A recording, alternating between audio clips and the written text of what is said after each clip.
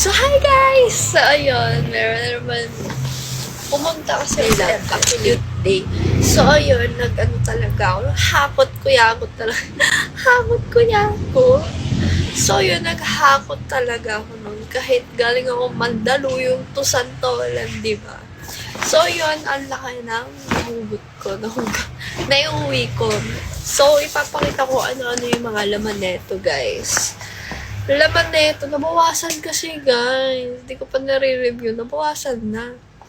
So, yun, may nakuha akong adult health solution. Ayan. May laman, puro vitamins and ano lang laman eh. May ascorbic acid, liver prime, amic acid.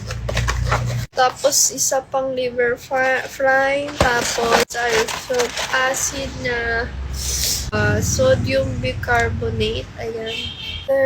Gra challenge 10 days. Yung ko po. Vitamins. Grabe talaga yun. Nilab talaga ang collaboration. Vitamins yun pa rin. Tapos, Yosef na isang pack. Ngayon ako naka-receive ng ganito, guys. Ayan, nalaglag. Tapos, meron rin akong Yosef. Puro pre-sample nga lang, guys. Medical Advance 400. Ewan ko ba't ko kumuha yan. Hindi paracetamol. And meron cholecalciferol. Ayan. Tapos, Consay. Probiotic. Hindi ko. Ang dami, guys. Promise. Multivitamin. Lahat yan nasa showcase ko. Enervon. Neurologen. Rightman. Laman nito. Rightman, ang laman nito is pamotidized calcium carbonate magnesium. Ayan. Vitamin B, tsaka ascorbic acid. Ascorbic acid na naman. Ang dami, guys.